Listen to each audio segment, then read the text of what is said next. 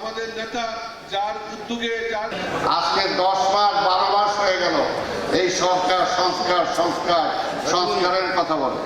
শহীদ রাষ্ট্রপতি জিয়া রহমান এত স্লোগান দেন, এত কিছু বলেন নাই, ঢাকঢোল পিটার নাই, কিন্তু শহীদ রাষ্ট্রপতি জিয়া রহমান এই বাংলাদেশের যত সংস্কার করেছে এখন পর্যন্ত কেউ করতে পারে নাই।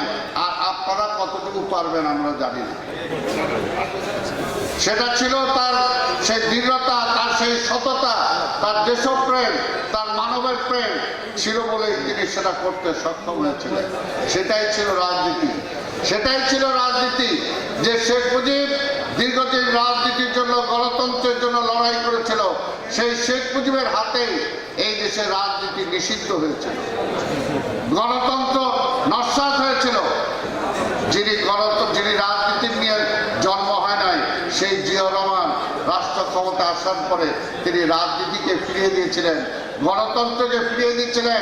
তিনি মনে করেছিলেন রাজনীতি ছাড়া এই দেশটাকে আগানো যাবে না, ঐক্য ছাড়া এই দেশটাকে আগানো যাবে না, মানুষের মৌলিক অধিকার ছাড়া এই দেশটাকে আগানো যাবে না।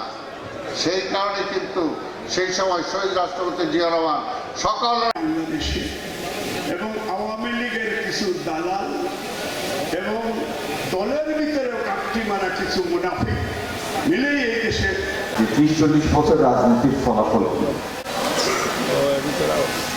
এই যে আমার সামনে যারা বসে আছেন, এটা এত অনুপম একটা ঘটনা।